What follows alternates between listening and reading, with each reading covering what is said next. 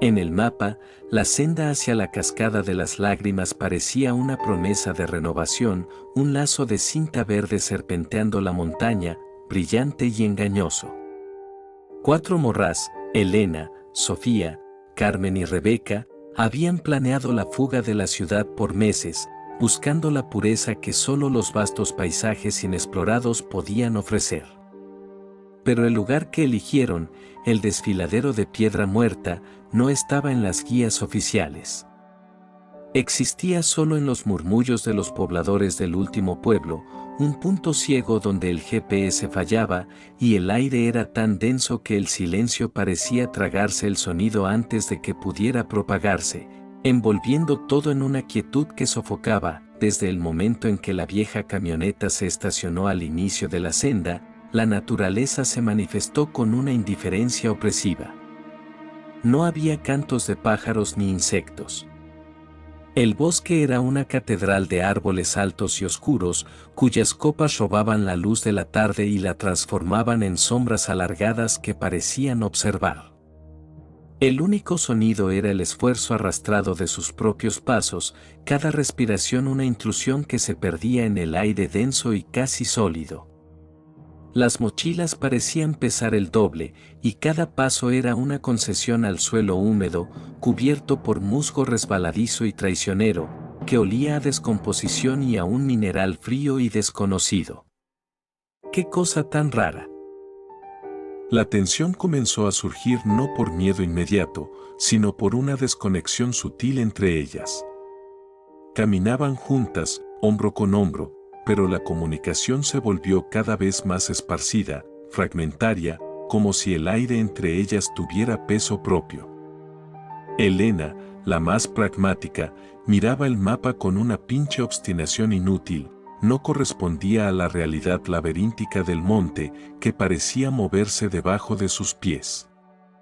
Sofía, la más expansiva, intentaba chistes que morían en el aire frío y solo provocaban sonrisas forzadas, cortadas por el murmullo de la nada. Carmen andaba con la cabeza baja, estudiando los patrones de la tierra, repitiendo los nombres de los árboles en voz baja, como si intentar echar raíces allí pudiera protegerlas. Y Rebeca, la más sensible, sentía la presión invisible del aire, como si estuviera caminando en aguas densas, luchando contra una corriente que no podía ver ni comprender.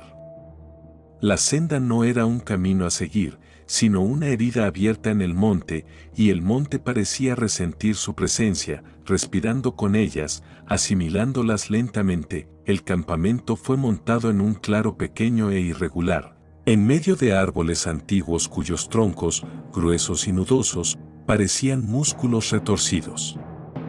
La tienda, azul vibrante y sintética, era una mancha de modernidad ridícula contra el gris y el verde oscuro del entorno. El olor del bosque era a tierra mojada, pero también a algo más antiguo, como piedra molida y humedad encerrada desde siglos.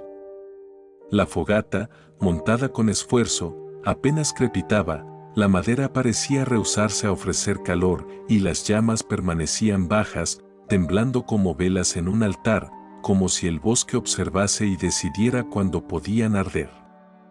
La primera noche fue marcada por una vigilia compartida y silenciosa.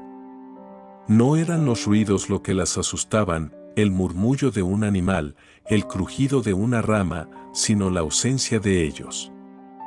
El silencio era activo, pulsante, envolviendo cada músculo, cada pensamiento, más opresor que cualquier grito.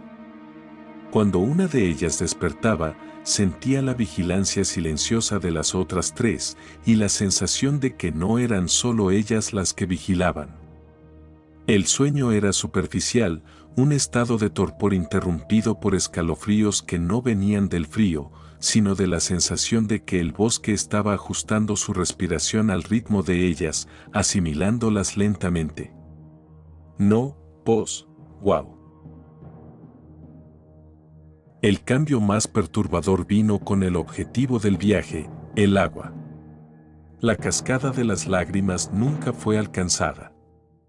El mapa de Elena la llevaba a un arroyo seco, cuyas piedras pulidas hablaban de un flujo que había muerto hace mucho tiempo. El agua potable de la reserva estaba disminuyendo rápidamente y el pánico silencioso comenzó a corroer al grupo. La sed era un enemigo invisible, haciendo que se miraran unas a otras con desconfianza recién descubierta, un peso en la garganta que no podía ser ignorado. Fue entonces que los objetos comenzaron a contar la historia del lugar. El rastro de la ausencia y del sutil desorden. La brújula de Sofía giraba incesantemente, apuntando a todas las direcciones y a ninguna, un objeto de ciencia rendido por el misticismo del lugar. La navaja de Carmen, que había dejado al lado de la fogata, fue encontrada clavada en la raíz de un árbol a metros de distancia, con la hoja enterrada en el musgo, como una señal deliberada. El libro de Rebeca, un diario de viajes con una cita sobre amistad marcada en la primera página, apareció en el centro de la tienda, abierto en una hoja en blanco, boca arriba, y lo más extraño, las piedras que habían marcado con cinta roja como hitos en el camino de vuelta simplemente desaparecieron. La senda no solo estaba difícil de seguir, se estaba borrando activamente detrás de ellas. A cada paso que daban hacia adelante, el camino de vuelta parecía encoger, como una línea en la arena llevada por la marea. El sentido de dirección de todas se desintegró. ¡Qué mala onda!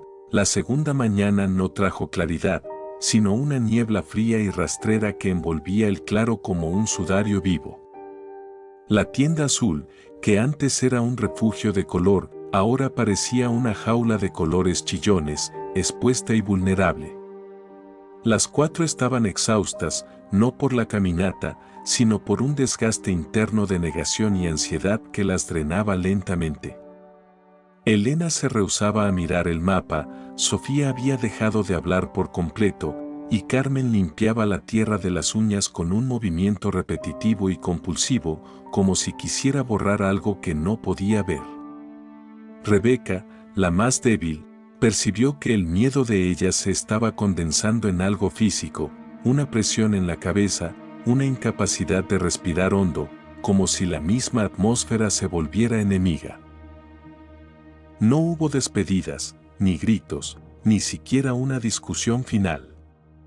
Hubo solo la aceptación de la inevitabilidad, un silencio absoluto que llenó cada rincón del claro. Al mediodía, el sol rompió la niebla, pero la luz era débil, casi grisácea, filtrándose como un suspiro moribundo. Las cuatro se levantaron, pero el ímpetu de partida había desaparecido. La tienda permaneció intacta. Las mochilas estaban alineadas, los suministros dispuestos. El fuego estaba muerto, y las cenizas, frías, como testigos mudos. Las cuatro se sentaron alrededor de las cenizas, exhaustas, permitiendo que el bosque las observara y las tragase. La senda que las había llevado hasta allí no las llevaría de vuelta. El desfiladero de piedra muerta había cerrado sus puertas, sellando el tiempo y el espacio. El bosque se cerró. No hubo ruido de ramas quebrándose, ni hojas susurrando. Hubo solo el sonido del silencio que se volvía completo, llenando el pequeño espacio del claro, absorbiendo el último respiro y el último vestigio de esperanza. No, pues, ya valió.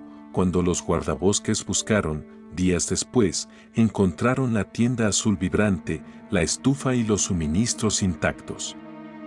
No había vestigios de lucha, ni de accidentes, solo un campamento perfectamente organizado, como si las ocupantes hubieran salido a dar un paseo y estuvieran a punto de regresar. Solo un objeto estaba fuera de lugar, la brújula, encontrada en el centro del claro, girando lentamente y para siempre, como una pequeña manecilla observando un tiempo que se había detenido. La cascada de las lágrimas continuó existiendo solo en el mapa. Y el desfiladero de piedra muerta, paciente y satisfecho, guardó el secreto del silencio, esperando la próxima promesa inocua de renovación.